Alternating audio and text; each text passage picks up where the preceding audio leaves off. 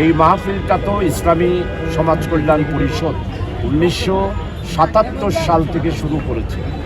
প্রথম municipality high school, এরপরে collegiate school থেকে এখানে আসার পিছনে বিশাল একটা ইতিহাস। আপনারা জানেন তফসির মাহফিলকে যারা বামপন্থী রাজনীতিবিদ, ইসলাম বিরোধী যারা ছিল, তারা এই মাহফিলকে সহ্য করতে পারে নাই।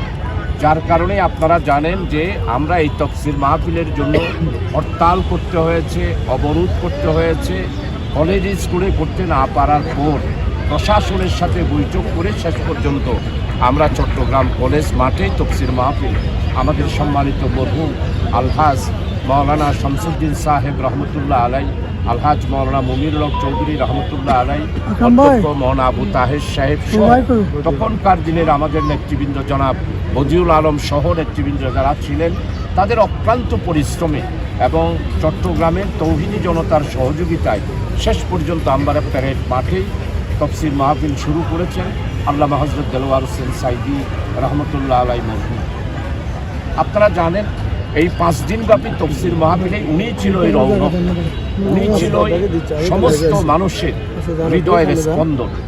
আপনি কি বাংলাদেশে কাকে দেখাতে পারবেন কোনো আলেমকে প্রতিদিন 2.5 ঘন্টা করে 5 দিন, প্রায় এই 5 দিনের মধ্যে প্রায় 12 ঘন্টা উনি তফসির করতেন? এখন কোনো আলেমকে 1 ঘন্টা করে 5 দিন তফসির করার আপনি পাবেন না। আল্লাহ তাআলার বিশেষ দান ছিল এই আল্লামা হযরত মাওলানা দেলোয়ার হোসেন সাইদি রহমতুল্লাহ আলাইহি। আমাদের এই চট্টগ্রামে যত কুসংস্কার, ইসলামের নামে যত বেদাত ছিল, সব কিছুর বিরুদ্ধে বলিষ্ঠ বক্তব্য রাখতেন কোরআনে মজিদের আলোকে এবং হাদিসের আলোকে। আলহামদুলিল্লাহ 18 বছর বন্ধ ছিল। অতীত বিভিন্ন বাধা বিঘ্ন এবং আমাদের বিরুদ্ধে হরতাল করেছে, আমরাও তাদের বিরুদ্ধে হরতাল করেছি। আপনারা জানেন জহুর হকার মার্কেটে আমরা যখন মিছিল করে গেলাম তফসির মাহফিলের পক্ষে, এই মিছিলও আক্রমণ করেছিল তৎকালীন একজন রাজনৈতিক নেতা এবং বামপন্থীরা। এমনকি বর্তমান যারা বামপন্থী রাজনীতি করে অনেকেই বুড়া হয়ে গেছেন, ওনারা মনে করেছিল বাধা দেবে তফসির মাহফিল থেকে আমরা এটা বন্ধ করে দেব, বাংলাদেশে আর কোনো তফসির হবে না। আলহামদুলিল্লাহ তারা বাধা দিয়েছে, বাধা দিলে বাঁধবে লড়াই, সেই লড়াইয়ে জিততে হবে। আলহামদুলিল্লাহ আমরা জিতেছি। 18 বছর আমাদেরকে বন্ধ করে রাখার পরও আলহামদুলিল্লাহ আজকে মাওলানা শামসুদ্দিন সাহেব রহমতুল্লাহ আলাইহি রুহানি ফয়েজ, মাওলানা মুমিনুল হক চৌধুরী সাহেবের রুহানি ফয়েজ, আর আল্লামা হযরত দেলোয়ার হোসেন সাইদি রহমতুল্লাহ আলাইহি ওনার রুহানি ফয়েজ আছে। আল্লাহর মেহেরবানি আমরা যারা কর্মী ছিলাম সেই দিনে, আমরা যারা স্বেচ্ছাসেবক ছিলাম, আজকে আল্লাহর মেহেরবানি আমরা এই উদ্যোগ নিয়ে আল্লাহ তাআলা আমাদের মাধ্যমে এই কাজটা, বিশেষ করে বাংলাদেশ জামাত ইসলামী এবং ছাত্র শিবিরের আমরা যারা তফসির মাহফিলের কর্মী, এখানে আমাদের রাজনৈতিক পরিচয় নয়, আমরা হলাম চট্টগ্রামের মানুষ, আমরা ইসলামকে ভালোবাসি। সেই হিসাবেই আগামী দিন থেকে ইনশাআল্লাহ তফসির মাহফিল আমরা শুরু করব।